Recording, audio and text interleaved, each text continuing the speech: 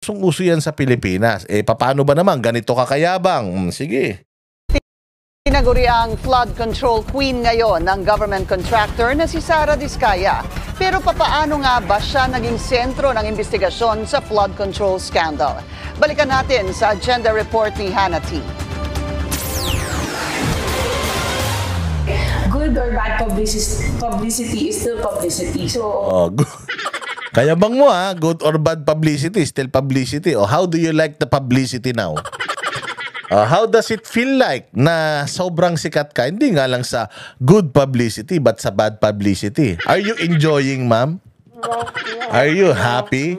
Ayoko kayong hilain pababa. Baka sabihin, naiinggit lang ako sa yaman ninyo. Sabi ko nga ako, hindi na ako naiinggit sa yaman. Kasi nga, ano yan simple lang ang buhay ng tao Kumain ka 3 times a day. Ako nga, once a day lang kumain dahil gusto kong pumayat so kumain ka lang 3 times a day. Ano pa?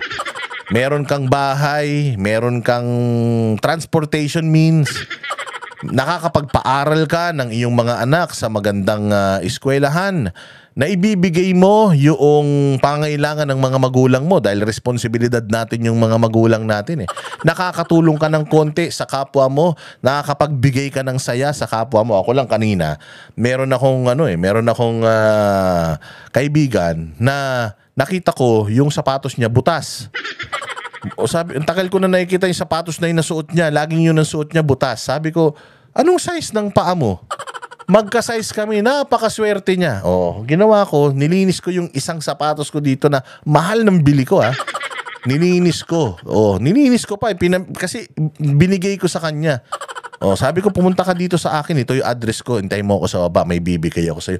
Binigay ko yun kahit na ginagamit ko pa yun kasi medyo mahal yun Pero grabe yung sayang idinulot doon sa kaibigan ko, di ba? So yung mga ganung bagay, dapat doon tayo nag-i-invest. Hindi sa yamang pisikal. Kasi sa dami ng sasakyan nila. Katulad ako, mahilig kasi ako sa sapatos. Dadalawa lang yung paa ko, tapos 20 halimbawa yung sapatos ko, di ko magagamit lahat yan. Hindi ba? Might as well, ibigay mo na yung mga hindi mo nagagamit kaysa masira lang, tama? Nakapagpasaya ka pa. Hindi ba? Good deeds yun sa'yo. Puntos yun sa langit. Etong mga kupal na to. Pucha yan. Lalo na kung ninakaw nila yung yaman, tapos pinagyayabang nila. Yan. Bukod sa impyerno sila mapupunta, magiging impyerno pa yung buhay nila dito dahil sa ginagawa nila. Napaka-judgmental pa naman ng mga Pilipino. Ayan, tinan mo. Masaya po yung pakiramdam. Natatawa naman ako kasi kung bad man siya, nakikilala kami. People become more curious kung sino ba yan talagang... So, kahit bad, okay lang. Basta makilala sila. So, ngayon, kilalang kilala ka na. Ma'am, yung nunal mo, kahit na magtalokbong ka, kitang-kita na nila yan. Anong pakiramdam ngayon? Diba? Ang saya-saya? Sarah na yan or say Gerald na yan. Kung good publicity, hindi maganda din. At least along the way, nakikilala kami. Nasilip ang marangyang buhay ni Sara at Curly Diskaya matapos ang series of interviews ng ilang veteranong journalists sa kanila. Ang clip na ito galing sa October 2024 interview ng aming desk editor na si Francis Folve. Pero ang mas nag-viral ang pag-flex nila ng kanilang yaman, partikular ang sandamakmak na luxury cars. Ito, mahina. Sabi ko nga pinagtatawanan ko itong mag-asawa na to kasi marami akong kilalang mayaman Pagtatawanan ka talaga ng mga mayayaman, yung mga mayayabang na Ferrari, tatawanan ka ng mga ultra-rich, ang tawag ko sa mga yan Bakit? Tanga-tanga mo naman, yung pera mo, dinala mo sa isang asset na nagdi-depreciate, bobo ka. Kasi yung mga sasakyan na yan, nagdi-depreciate yung value niyan Pag kinuha mo na sa kasa yan, hindi mo na mabibenta yan ng same price nung pagkabili mo sa kasa. Mas mababa na lagi yung value niyan. Tapos ang ano pa nito, nag-invest ka ng sakit ng ulo. Sakit ng ulo bakit? Again, these are assets and this needs to be maintained. 'Di ba? Kailangan nitong i-maintain. Ang dami niyan, putya sa maintenance pa lang. Kahit gaano ka kayaman, mararamdaman mo 'yan. Gulong, change oil, filter, 'di ba? Yung paghuhugas lang 'yan, yung magbabantay niyan, mag-i-start araw-araw. Tinan mo kung gaano kalaking problema 'yan. Pinagtatawanan ng mga ultra-rich tong mga to. Sa mga ultra-rich, patay gutom tong dalawan to. Bakit? Tayo na, alam mo ba yung Rolls Royce niya? Ha? Kamay lang yun ng relos ng mga ultra-rich na mga tao. Maniwala kayo. Oh, maniwala kayo. Bumili ka ng Rolls Royce. Magkano yan? 40 million? Kalahati lang yun yung relo ko. 100 million to relo ko. Ganon yung mga ultra-rich. Pucha yan. Maniwala ka. Maniwala kayo. Itong dalawang to, tanga. Ito yung mga ngayon lang yumaman na hindi nila alam kung paano i-handle yung yaman nila, tapos wala naman talaga silang alam sa pagiging mayaman. Kaya pag naisip nila, mahal to, ay, bibiling ko yan. Akala nila lahat ng mahal, ikinayaman nila. Bugok eh. Oo, sabi ko nga sa'yo, one time, meron akong mga kakilala eh. Sabi, yung mga Rolex na yan, putya, nahiya nga ako. Hindi ko, walang hiya ka, tagal ko pag nag-ipunan ng Rolex ko ah. Yung mga Rolex na yan, wala yan.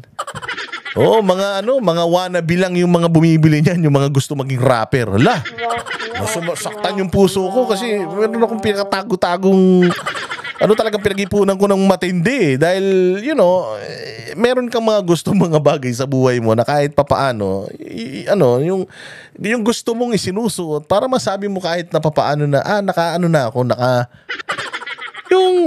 nakaraos na ako. Parang ganyan, di ba? Pero just enough. Hindi yung sobrang dami para mukha ka ng baliw. Hindi mo na alam kung ano yung uunahin mo isuot, di ba? Pero yun yung sinasabi ng mga mayayaman na gano'n. Ito na yung mga brand ngayon. Mga Jacobin ko. Yung mga Patek, normal pa yan eh. Yung mga Richard Mille, ganyan. Yung mga hindi mo na mabanggit yung mga pangalan. Mas pinakamahirap banggitin, pinakamahal. Nandun na daw, kahit naka-Ferrari ka eh. Hindi mo nga naman daw madadala yung Ferrari mo sa loob ng mall. Sa meeting. Di ba? Kahit anong ganda ng Ferrari mo, kung para sa mga ultra-rich, yung mga mahihilig sa sasakyan, wala yan. Ngayon pa lang yumayaman yan. Ganun sa kanila. Kaya itong dalawa na to, ewan ko, kala nila sikat na sikat sila. Ngayon, yari kayo. And then these are the ginagamit ko talaga when we go out sa mga... Ang pagsample ng British accent ni Sarah na una nang sinabing... Ito naman, nakapanood lang ng Harry Potter ng isang... Yung season 1 to season 8 ng... Yung book 1 to book 8 lang ng Harry Potter, napanood lang, naging Briton na eh. Kasi sabi ko sa inyo, highly adaptable ang mga Pilipino. Isang linggo lang sa Amerika, hindi na marunong mag-Tagalog mga punyeta na yan eh.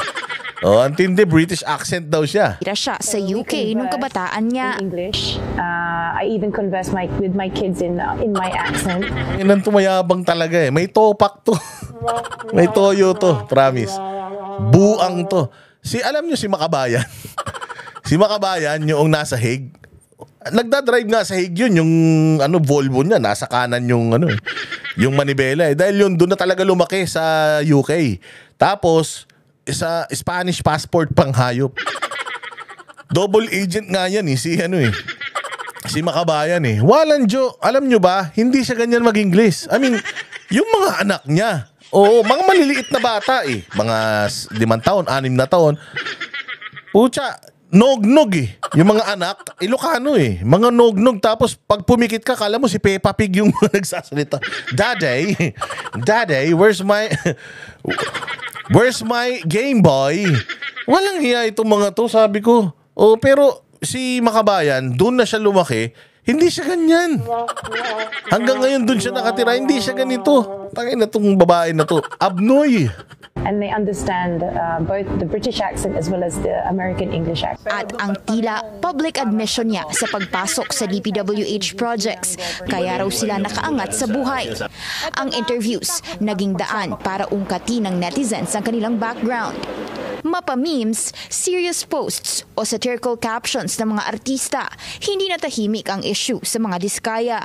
Kalaunan, uminit pa nga sa mata ng taong bayan ang lifestyle ng tinaguriang Nepo Babies.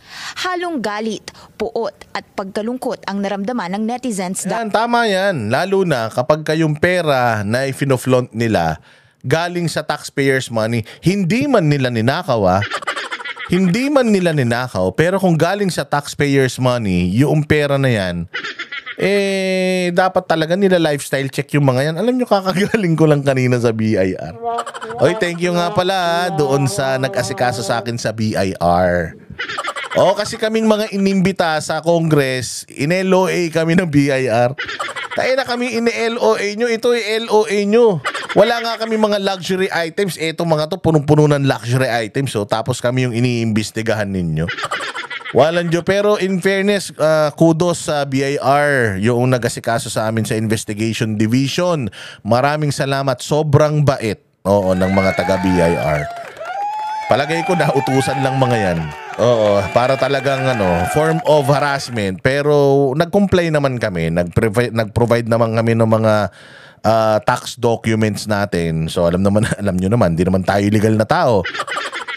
Pero kami yung iniimbestigahan, di naman kami nagpapakita ng yaman, puro yabang nga lang pinapakita namin dito. Pero etong mga to, nakakalusot. Nasaan ang hustisya, hindi ba? Dahil dito, kasunod niyan, sumalang na sa hot seat si Sara sa Senate Blue Ribbon Committee hearing. Isa sa references ng mga senador ang naging interviews. Dito na rin tinanggi ni Sara ang pagkayaman dahil sa DPWH. They spliced the video that was taken of me and just Splice the video, ang linaw-linaw ng video mo. Sabi mo sa video, yumamang ka simula nung nag-DPWH kayo. Anong in-splice dun? mentioned the DPWH. So, contractor na po kami for 23 years. So you're saying that the Contractor na pala for 23 years. So, 23 years, kailan pa yun? So, panahon pa ni Gloria, contractor na to. Bakit dinidikit sa mga Duterte to? Kayo talaga, alam na, hindi, kaya nga sabi ko nga, somehow, I'm a little bit siding on, not siding, but a little bit sympathizing on, with these people. Why? Alam ko kasi from a mile away, alam ko kung saan papunta to eh. Sa mga Duterte ang direction nito. Kaya ako ngayon pa lang sinasabi ko na itong mga contractor na ito, bagamat mga kupal talaga, biktima lang din yung mga yan or nagamit lang din sila noong totoong mga kurakot ng bayan. Hindi naman itong mga to ang talagang nangurakot DPWH. At yung DPWH, sinong magbibigay? Para maging matapang ang DPWH mangurakot, merong backer yan na mas mataas pa sa kanila. Kahit sa customs Di ba bakit ang tatapang ng mga customs na mag-smuggle? Kasi may mga amo yung mga yan na mas malaki. Lagi niyong tatandaan na ang DPWH appointed ng presidente yung sekretary niyan. Ngayon sasabihin niyo naman, si Mike Villar, ganun din. Marami din daw flood control projects. Si Mike Villar nga yung siwalat hindi ba? Pinaimbestigahan sa Presidential Anti-Corruption Commission yung DPWH, hindi lang mga district attorney, pati yung mga congressman na nagproyekto doon sa mga distrito kasama sa inimbestigan ng PACC yun. Ganun klaseng na-expose yung hindi na-expose yung corruption ng panahon ni Duterte dahil sa bumagyo. May namatay. Walang ganun.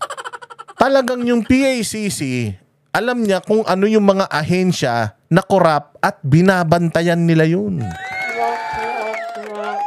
Yun ang malaking kaibahan ngayon. Kasi ngayon, kaya lang tayo nag-iimbestiga kasi nga marami nang nalunod sa baha. Maraming mga properties na sinira ng baha, nagkandalugi-lugi na yung mga insurances dito sa Pilipinas dahil sa dami ng mga nabahang sasakyan. Baha na naman ang marketplace ng mga sasakyan na for sale. Ang mumura kasi nalubog sa baha. Yan na nga lang kaisa-isang sasakyan, nalubog pa sa baha. Tingnan ninyo. Hindi ba? Ang gobyerno natin, si Bongbong ang nag-a-appoint, si Bongbong ang pumipirma ng mga insertions. Yung pinsan niya ang may hawak ng budget power of the purse. Sila ang gumagawa ng mga proyekto, sila ang nagdadagdag ng mga hindi naman dapat idinadagdag. Sabi nga ni Inday Sara, nangungumisyon sila sa mga proyekto eh. Hindi ba?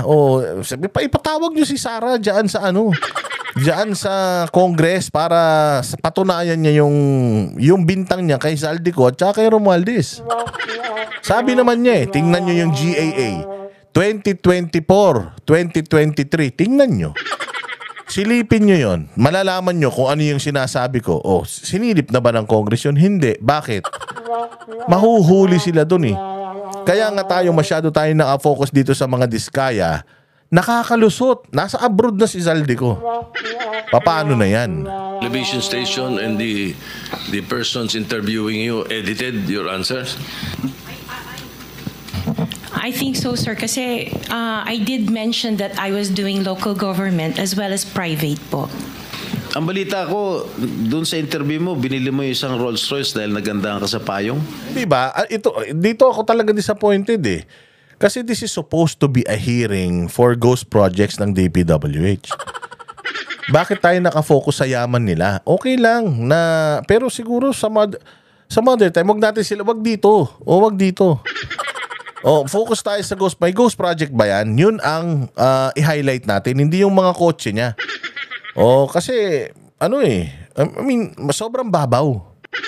Di ba? Sobrang babaw na nung argumento. Parang naging personalan na. Parang nayabangan kayo sa kanya, kaya ipinamumukha nyo sa kanya, ipinahihiya nyo siya, makapalang mukha niyan. Kaya nga nagyayabang yan dahil makapalang mukha niyan eh. Hindi ba? Sabi ko nga, parang binigyan nyo lang siya ng panibagong platform para i-flaunt niya yung yaman nila. Hindi siya natinag dyan eh. Ang tigas ng mukhang sabihin yung mga presyo ng pinagbibili niya eh. Di ba? Yun talaga ang gusto niya, sumikat siya. Tama ba? Sir, yes po. Doon din nadiskubreng ang luxury cars binili pala sa isang car dealer na may issue sa smuggling. In less than a week, kinumpiska ng customs ang 12 luxury cars ng mga diskaya. Tinanggi na rin ni Sara ang paggamit ng taxpayers' money para bilhin ang kanilang mga sasakyan. Pero hindi naniniwala ang isang senador dito. Sabi ni Senate Blue Ribbon Committee Chair Rodante Marcoleta, taong bayan na raw ang bahalang humusga sa kanila. Matapos ang pagdinig, sinubukan ng aming team kumuha ng panayam mula kay Sara, pero hindi ito nagpa-interview. Sa parehong araw kasi, lumitaw ang isang Vera Files column na nag-uugnay sa kanya sa pamilya Eusebio. Diyos ko, Vera Files na naman. Vera Files, puros kabalbalan yan. Rappler, Vera Files, wala yan. Puros sa propaganda yan. Ang Pasig City na namuno for around 3 decades. Batay sa column, maternal uncle daw ni Sara si dating Pasig City Mayor Vicente Eusebio. Nakatulong daw ang mga Eusebio sa pagkuha ng mga proyekto sa lungsod. Pero tinanggi na rin ni Sara ang koneksyon sa mga Eusebio sa kasagsagan ng... Nakita niyo yung atake sa kanila. Lahat sa kanila yung atake. Meron kang nakitang kahit isa umatake kay Romualdez? Meron kang nakitang kahit isa umatake kay Zaldico? Wala. Wala. Kami ang boses ng masa, hindi natatakot. Katotohanan lang, di kami nalulunod. Walang bahid ng sismis, lahat ay totoo. Kahit sino ka pa, pag mali ka babanatan ka. Walang pinipili kulay, wala kaming kinikilingan. Basta para sa bayan, kami lalaban. Pag tama palakpakan, pag mali banatan. Di matitinag, di matatakot, para sa bayan tuloy ang sigaw. Sa harap ng kamera, walang halong takot. Mga baluktot, lahat kayo'y tulad.